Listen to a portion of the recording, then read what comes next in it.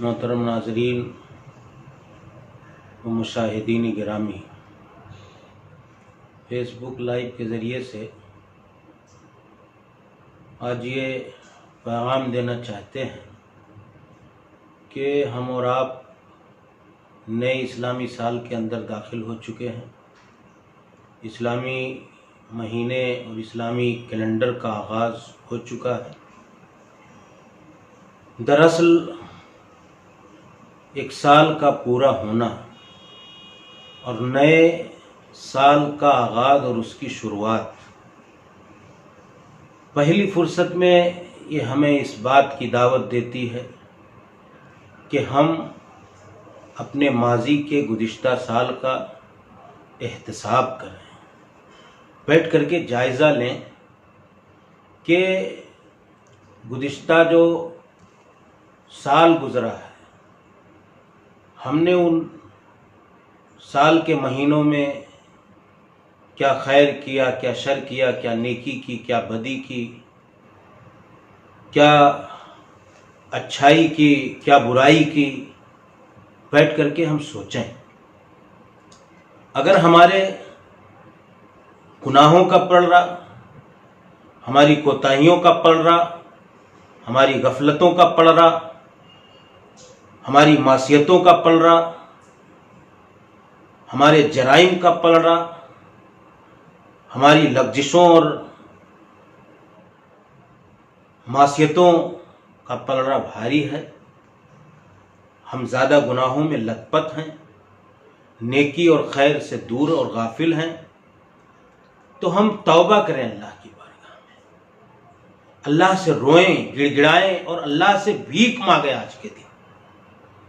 اللہ سے تائب ہو کر کے، استغفار کر کے، ندامت کے آنسو بہا کے، پشیمانی کا سر جھکا کر کے ربانی بارگاہ میں اللہ سے روئیں کہ اللہ ہم نے ماضی کو تیری معصیت میں، تیری سرتابی میں، تیری حکم عدولی میں گزارا ہے، معاف کر دے، اور نئے سال کا منصوبہ تیار کر، نئے سال کے نئے لاہے عمل، نئے جذبات، نئے امنگ، نئی خواہشات، پاکیزہ عزائم کے ساتھ ہم اپنا نیا سال اور اس کے لاہے عمل کو ترتیب دیں۔ یہ آج کے دن کا بنیادی پیغام ہے، اور آج کا یہ دن ہمارے احتساب کا دن ہے، اللہ سے دعا کا دن ہے کہ ہم نے جو ماضی کا سال حکومتی سطح پہ، سیاسی سطح پہ بڑی قسم پرسی، ایک وبا کی شکل میں، ایک عالمی بیماری کی شکل میں گزارا، حج جیسا عظیم فریضہ جو پورے عالم سے، پورے انحائے ارض سے،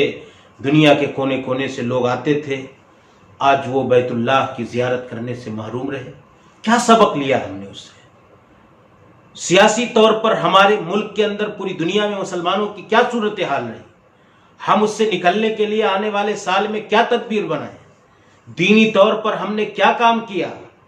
ملی اور جماعتی سطح پر ہم نے کون سا منصوبہ ہمارا کامیاب رہا؟ کس منصوبے میں ہم ناکام رہے یا بلا منصوبے کے جیتے رہے؟ ہم آنے والے سال میں ایک نئی ترتیب، نئے منصوبے، نئی پلاننگ کے ساتھ آگے بڑھیں۔ یہ ہماری ذمہ داری ہے۔ اللہ سے دعا کریں، بھیک مانگیں کہ اللہ ہم نے تنگی کے ساتھ، آزمائشوں کے ساتھ، مشکلات کے ساتھ، پریشانیوں کے ساتھ، اور اس تنگی کے ساتھ کہ تیری عبادت گاہیں ہمارے لیے بند کر دی گئی، اللہ ان حالات سے ہمیں نکال دے۔ ہمارے عرصہ حیات کو حکومتی اور سیاسی سطح پر مسلم قوم کے عرصہ حیات کو تنگ کیا جا رہا ہے، اللہ ان حالات سے نکال دے۔ عزت و سرخروئی کے ساتھ اس وطن عزیز میں، اس ملک میں، پوری دنیا میں ہمیں، آپ کو، سب کو اللہ رہنے کی توفیق عطا فرمائے۔ یہ ہم اللہ سے دعا کریں اور اس کے لیے کوششوں کے لاہے عمل ترتیب دیں۔ پوری دنیا کا منظرنامہ آج دیکھیے، عالم اسلام کی صورتحال ہماری نگاہوں کے سامنے ہے۔ ہم اللہ سے دعا کریں کہ اللہ ہمارے عالم اسلام کے احوال و اعمال کی اصلاح فرما دے، ان کے افکار و نظریات کی اصلاح فرما دے، ان کے باشندگان اور عوام کی اصلاح فرما دے، اور قوت عطا فرما، سرخروئی عطا فرما، عزت اور غلبہ نصیب فرما۔ اس چاند کو، اس نئے سال کو، اس حرمت والے مہینے کو، اس محرم الحرام کو جو اللہ کا مہینہ ہے، اللہ کے نبی نے کہا شہر اللہ المحرم افضل الصیام بعد رمضان شہر اللہ المحرم، رمضان کے بعد سب سے بہترین روزے اگر کسی مہینے کے ہیں تو وہ محرم الحرام کے مہینے کے روزے ہیں۔ تو یہ اس مہینے کے استقبال کے لیے ہم تیاری کریں کہ ایک عبادت پیدا ہو، بندگی کا جذبہ پیدا ہو، ذوق پیدا ہو، اور لذتوں کے ساتھ، عبادتوں کی حلاوت اور مٹھاس کے ساتھ اللہ کے ذکر و بندگی، اور اسی طریقے سے اپنے احتساب کے ساتھ۔ دیکھیے 4 سے 5 مہینہ لاک ڈاؤن کا پیریڈ ہمارا گزرا، سوچنے کا وقت ہے کہ گزشتہ سال کے ہم نے ان ایام کو کن حالات میں گزارا، ذکر میں، بندگی میں، طاعت میں، اللہ کی فرما برداری میں، خیر کے کاموں میں، انسانیت کی بھلائی میں، دعوت و تبلیغ میں، تحریر و تقریر میں، لوگوں کو فائدہ پہنچانے میں، یا ہم نے یوں ہی کوتاہی، غفلت، سستی، بلایانی، بے مقصد چیزوں میں گزار دیا، کہیں کوئی پلان نہیں، کوئی منصوبہ نہیں، وقت کا صحیح استعمال نہیں۔ ساری چیزیں ہمیں اور آپ کو میرے بھائیوں غور کرنے کی ضرورت ہے۔ ایک حرمت والے مہینے کے اندر ہم اور آپ داخل ہو گئے۔ اللہ کے نبی صلی اللہ علیہ وسلم کہتے تھے کہ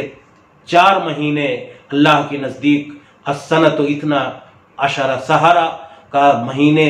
12 ہیں سال کے، منہا اربعۃ حرم، 4 حرمت والے ہیں، 3 متوالیات، 3 پے در پے ہیں، ذوالقعدہ، ذوالحجہ اور محرم، ورجب، بین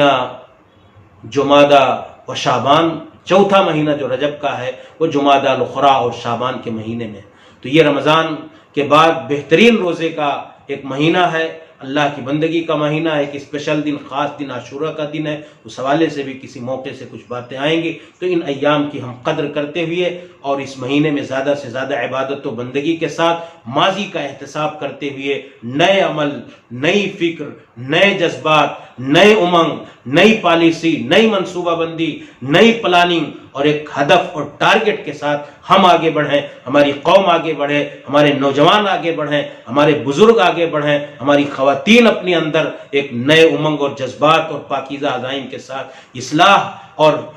دعوت فکر کے ساتھ اور امت کے درد کے ساتھ، قوم اور ملت اور جماعت کی فکر مندی کے ساتھ ہم نئے اعمال، اپنے